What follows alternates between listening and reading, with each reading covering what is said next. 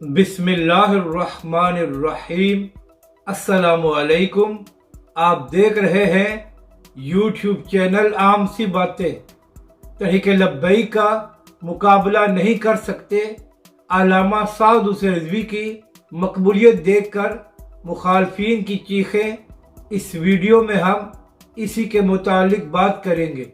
नाज़रीन कराम, जिस तरह धांधली और हमलों के बावजूद तहरीक लब्बैक पाकिस्तान ने NA 240 में वोट हासिल किए हैं, तो उसके बाद मुखालफीन को यह अंदाज़ा हो गया है कि अब कराची में तहरीक लब्बैक पाकिस्तान का मुकाबला करना आसान नहीं है।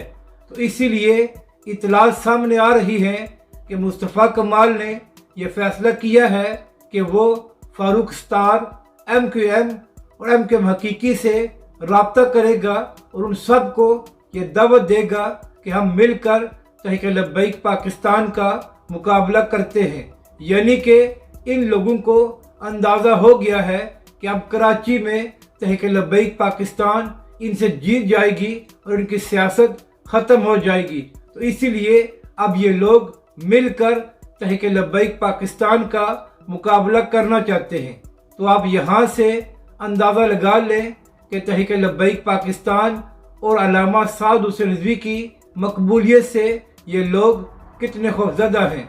लेकिन अभी तो तहरीक लब्बैक पाकिस्तान का अरूज शुरू हुआ है। अभी तो इन लोगों की सियासत भी तहरीक लब्बैक पाकिस्तान ने कराची से ख़त्म करनी है। अपनी राय का ज़रूर इजहार करें कि आपको ये वीडियो कैसी लगी और हमारे इस चैनल को भी सब्सक्राइब करें।